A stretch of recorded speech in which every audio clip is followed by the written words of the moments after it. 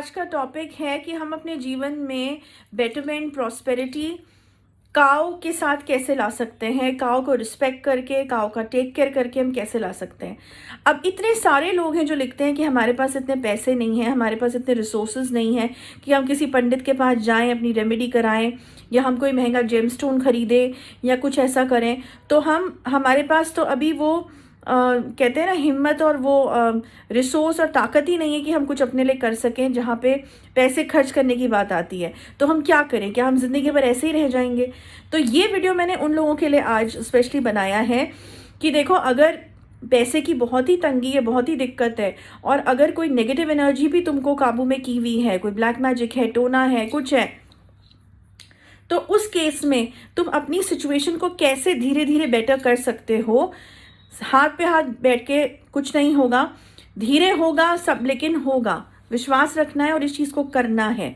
Okay. और सिर्फ इसलिए नहीं करना है कि हमें एक रेमेडी चाहिए, इसलिए करना है कि हमारा फ़र्ज़ भी बनता है।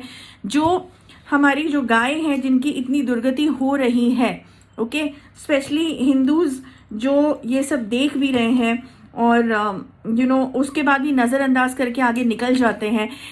ये बहुत ही गलत हो रहा है। इसका पाप और इसका जो कहते हैं ना कर्मा भुगतना ही पड़ता है। सबसे पहले तो हम अपने ही इंडिया में, देश में काऊ को रिस्पेक्ट नहीं दे पा रहे हैं। रोड्स पे घूम रही हैं काउज, उनकी इतनी दुर्गति हो रही है। ट्रक्स पे ट्रक्स में भर के उनको ले जाया जाता है, स्लॉटर कराने ले जाया जाता है।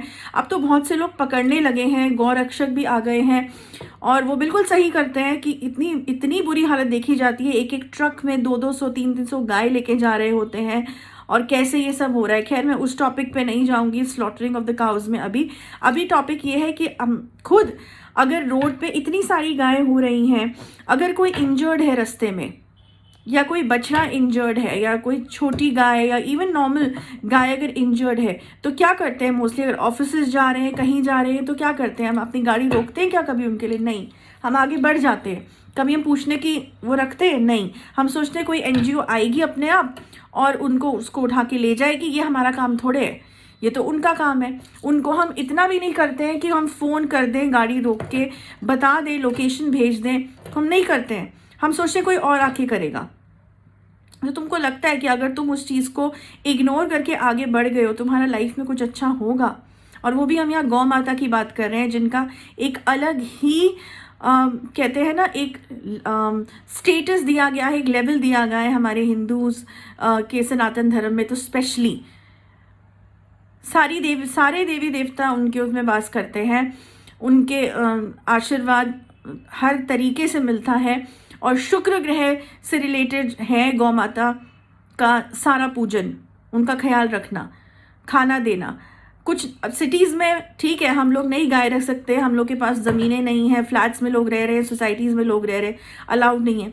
लेकिन अगर हम किसी भी गाय को इंजर्ड देखते हैं, वो देखते हैं कि उसको चोट लगी हुई है, उसके कितने एक्सीडेंट होते हैं, कभी कोई गाड़ी वाला मार के चला गया, कभी कोई बाइक वाला मार के चला गया, और खून बह रहा है उसका, या बेचारी लंगड़ी होके पड़ गई है वहाँ पे, उठ भी नहीं पा रही है रोड पे, तो कम से कम इतना फ़र्ज़ तो बनता है कि उसको सही जगह, या उसका खुद भी इलाज कराया जा सकता है। हम हमेशा एनजीओज़ के पे क्यों डिपेंड करते हैं कि वही आके करेंगे? जो चीज़ें हम खुद कर सकते हैं, अगर हम खुद दवाई लगा सकते हैं, या डॉक्टर के पास उसको, या डॉक्टर को बुला सकते हैं ऑन द स्पॉट, तो हम ये क्यों नहीं कर रहे? क्योंकि हम बहुत सेल्फिश हैं, हम अपना काम करना चाहते हैं, हम आगे बढ़ जाते हैं। तो ये नहीं करना है। अगर किसी गाय को देखो, या उसके बछड़े को देखो, या फॉर दैट मैटर किसी भी जानवर को देखो, मैं तो ये कहूँगी, चाहे वो डॉग हो, चाहे वो काव हो, चाहे वो बेचारा गधा ही क्यों ना हो, डोंकीज ही क्यों ना हो, वो भी कितना बोझ उठाते हैं। लेकिन आज क्योंकि हम बात कर रहे हैं गाय के ऊपर, सबसे पहले तो रिस्पेक्ट करना गौ माता को बहुत ज़्यादा ज़रूरी है। अगर गौ माता की अहमियत नहीं समझोगे अभी भी, तो प्रॉस्पेरिटी क्या मतलब, कुछ भी लाइफ में ग्रो करने का कोई मतलब ही नहीं है। और ऐसी प्रॉब्लम्स आती ही रहेंगी। अगर नेगेटिव इतना ज़्यादा पावरफुल गौ माता का ऑरा होता है कि अगर बहुत स्ट्रेस में हो, बहुत ज़्यादा अगर टेंशन में हो, या कुछ भी हो, अगर गाय के ऊपर अगर हाथ भी फेर दोगे ना, ऐसे ऐसे उसके साथ कुछ वक्त बिता लोगे ना, 10-15 मिनट, तो तुम्हारा 30 to 40 मिनट्स में, 1 घंटे के अंदर, तो पूरी तरीके से तुम्हारा ऑरा जो है इतना ज़्यादा पॉजिटिव हो जाएगा, इतना ज़्यादा तुम में पॉजिटिविटी आ जाएगी। ये करके देखना है, मैं बता रही हूँ। इतना ज़्यादा स्ट्रेस लेने की, खींचने की क्षमता होती है और नेगेटिविटी को मिटाने की गाय में क्षमता होती है। अब शहरों में क्या, प्लास्टिक खा रही है गाय, कूड़ेदान से खाना खा रही है गाय। अगर और बेचारी अगर आती है रोटी मांगने के लिए घरों में, तो वहाँ से भगा दिया जाता है। कुछ तो अनपढ़ लोग हैं जो मार के भगाते हैं, डंडे से भगाते हैं, है ना। और अपने को गांव के लोग कहते हैं।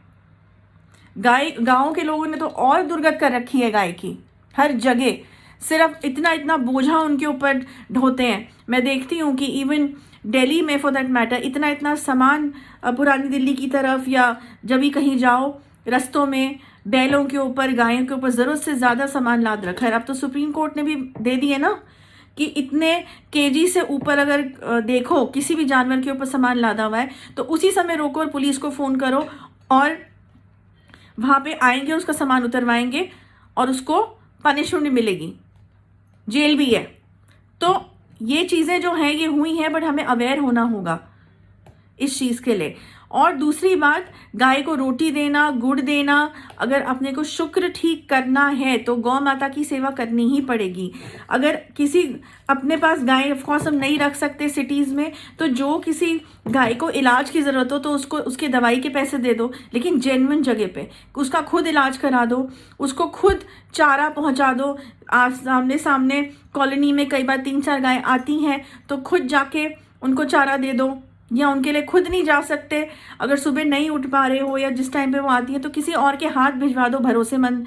कुछ भी नहीं कर सकते तो पैसा भिजवा दो, भिजवा दो, लेकिन उन्हीं लोगों के हाथ जो जेन्युइनली खाना देते हैं, जो उनको फीड करें, जो उनकी दवाई और उनका फॉलो अप भी दे। तुम ये देखना, तुम ये चीज़ करोगे, धीरे धीरे तुम्हें बेटरमेंट अपने जीवन में महसूस होगी। ये नहीं 1 महीना करा, 2 महीना करा, अरे दीदी आपने तो कहा था गाय को फीड करेंगे हमारा ऐसा हो जाएगा। अगर इस भावना से करोगे, लालच की भावना से करोगे तो नहीं होगा।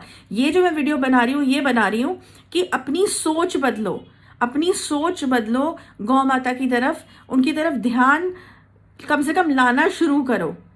इम्पॉर्टेंस जो भूले पड़े हैं, गूगल पे टाइप करके देख लेना गाय के कितने फ़ायदे हैं, कितनी मेडिसिनल प्रॉपर्टीज़ हैं उनके, गाय के हर प्रोडक्ट में, हर चीज़ में। अवेयरनेस लाओ। और अब तो इतने लोग बोलने भी लगे हैं गौ माता के ऊपर, इतनी अवेयरनेस भी दे रहे हैं,